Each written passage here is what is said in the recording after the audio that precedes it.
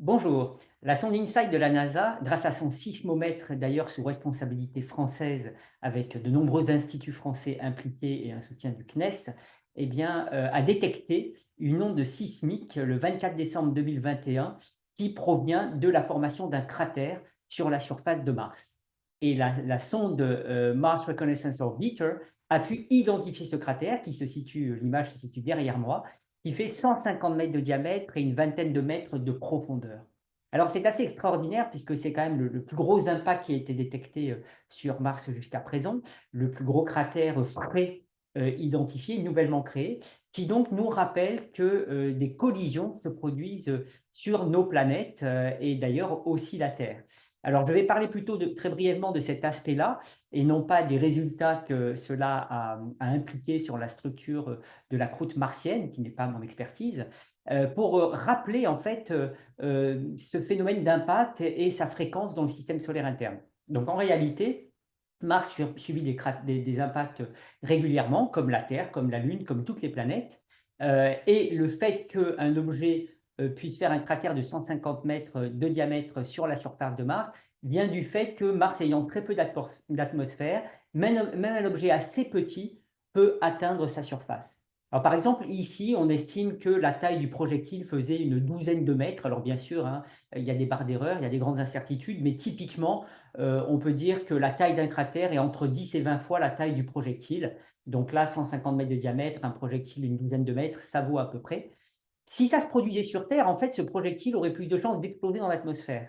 Et c'est pour ça qu'on n'a pas de telles traces. Donc, il est très difficile de savoir quand est-ce qu'un tel événement s'est produit sur Terre, parce qu'à moins de l'en avoir été témoin, eh bien, ce n'est pas du tout évident. Alors, en fait, on a été témoin d'un événement à peu près similaire, puisque le 15 février 2013 s'est produit une explosion dans l'atmosphère à peu près 27 km d'altitude d'un objet dont on estime qu'il faisait entre 15 et 20 mètres de diamètre. Donc on n'est pas loin des ordres de grandeur du projectile qui a produit l'impact sur Mars. Et c'est donc ce fameux météore de Tcheliabinsk qui a explosé au-dessus de la ville de Tcheliabinsk en Russie et qui a provoqué 1000 blessés parce que les gens, voyant cette luminosité étrange dans l'atmosphère, eh bien, se sont approchés des vitres et quand l'objet a explosé, eh bien, les vitres se sont brisées et ça a provoqué des blessures. Donc on voit bien que pour ce type d'événement, bah, sur Terre, à moins que ça se produise au-dessus d'une ville, ce qui est extrêmement improbable, même si ça s'est produit, puisque une grande partie de la Terre est déserte, eh bien, on n'est pas au courant. Alors, on estime que sur Terre, en tout cas, un tel événement se produit à peu près tous les siècles. Et donc, c'était la première fois que nous en étions témoins avec Tcheliabinsk. Évidemment, parce que des événements très locaux ont plus de probabilité de se produire au-dessus des mers, au-dessus des océans, au-dessus des déserts, puisque finalement la surface de la Terre est peu peuplée.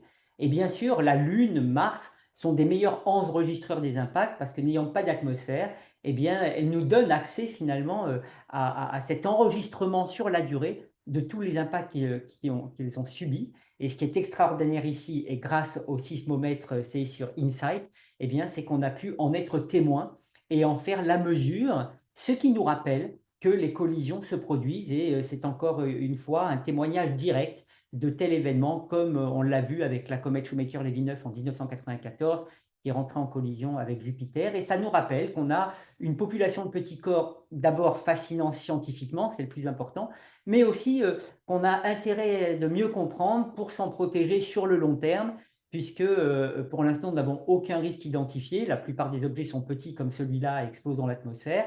Mais le jour où un gros arrivera, eh bien, il vaut mieux être prêt avant d'en avoir besoin. Et c'est tous les efforts que l'on fait, dont par exemple les missions DART et HERA font partie, mais pas que.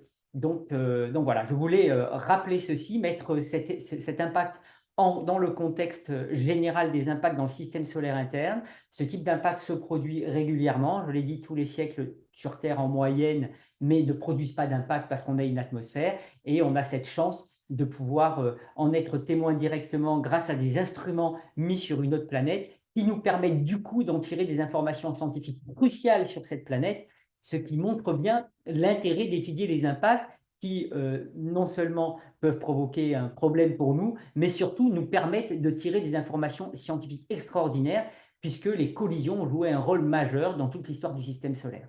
Voilà, donc je félicite les équipes d'InSight, en particulier les Français, dont Philippe Lognonnet est le responsable scientifique de l'instrument, mais pas que, il y en a plein d'autres. Je les félicite pour ce travail extraordinaire. Ça montre bien le côté multidisciplinaire de nos activités spatiales qui mêlent des processus d'impact avec des ondes sismiques et de la structure interne. Voilà, je vous remercie.